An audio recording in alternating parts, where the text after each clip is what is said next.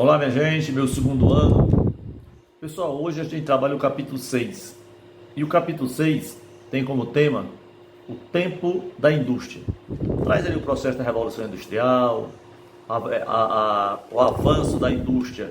Primeiro na Inglaterra, depois na Europa, depois parte para a América, para a Ásia. E com o tempo, essa indústria toma conta do mundo e passa a ser essa atividade preponderante para qualquer país que queira se desenvolver. Então, veja bem, essa revolução industrial que é um conjunto de transformações, certo? Pela mecanização das atividades do cotidiano, ou seja, todos os meios de produções vai ser capitaneado pela indústria. A princípio, tecidos, depois a indústria da mineração, a própria metalurgia, isso que começou no século XVIII. O que se percebe é que a indústria teve dois momentos. Primeira fase, a Revolução Industrial trabalhou só em indústria têxtil, na Inglaterra. Já na segunda fase, a Revolução Industrial tomou um novo vulto para a metalurgia, para a indústria do ferro e também para a construção de ferrovias. Ou seja, a Inglaterra foi o carro-chefe. A Inglaterra foi a responsável pela expansão da indústria no mundo. A Inglaterra foi a pioneira, né? Devemos dizer isso. Pioneira por quê?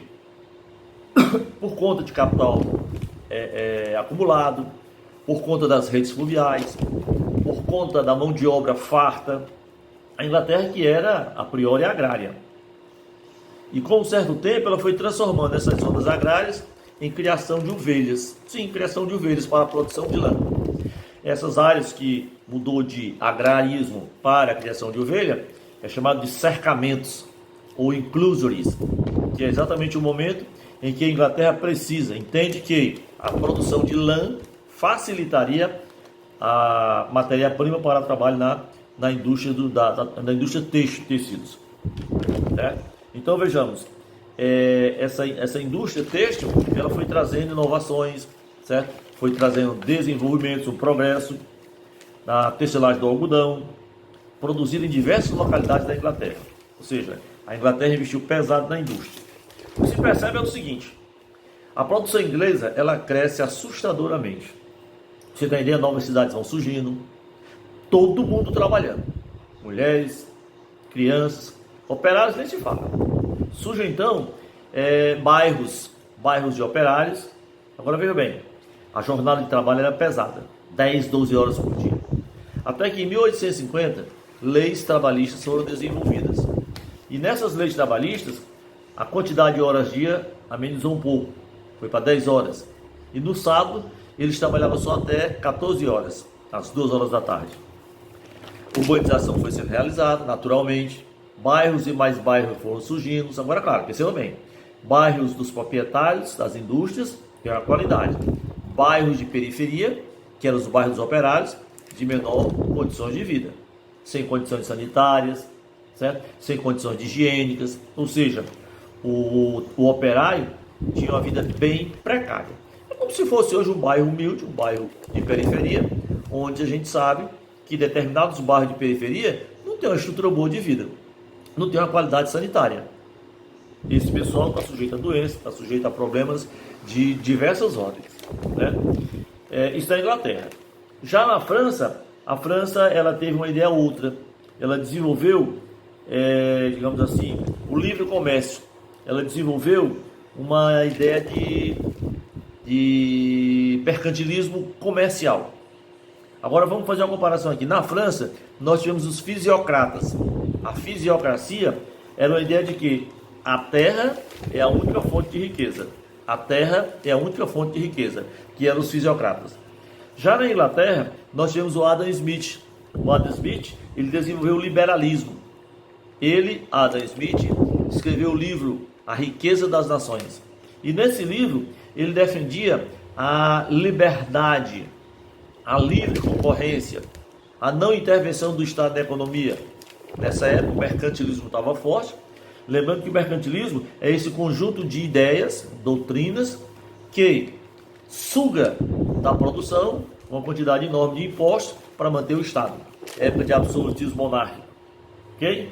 O Adam Smith, com esse livro, A Riqueza das Nações, ele defendia uma menor intervenção do Estado na economia. Ou seja, ele defendia claramente a iniciativa privada. Ele defendia claramente que o patrão era responsável pelo desenvolvimento de qualquer estado. Voltando aqui para a Inglaterra. A Inglaterra ela é tida como a locomotiva do mundo. Ela foi responsável pela industrialização do mundo. Na Inglaterra tivemos avanços tecnológicos, tivemos o desenvolvimento dos transportes de cargas, transporte de passageiros. Os ingleses, praticamente, eles levaram a ferrovia para o mundo. Eles saíram do território inglês e foram para o mundo construir ferrovias, levar o desenvolvimento. Certo? Ou seja, aí é mais uma prova de que a Inglaterra é a locomotiva do mundo. É a responsável não só pelas ferrovias, mas pela industrialização do mundo. América, Europa, praticamente toda, a Ásia, menos a África, porque a África sempre teve problemas bem peculiares. A África estava num contexto diferenciado. Né? Fazendo a comparação entre a Inglaterra e a França, a gente vai perceber que a Inglaterra fez o mercantilismo industrial, enquanto que a França praticou o chamado mercantilismo comercial. Em outras palavras, o mercantilismo comercial da França desenvolveu a venda de artigos de luxo, desenvolveu a venda de peças, perfumes, produtos de qualidade. O francês sempre foi muito top e ele gostava de estar na moda, gostava de consumir produtos com qualidade, não se preocupando com os preços.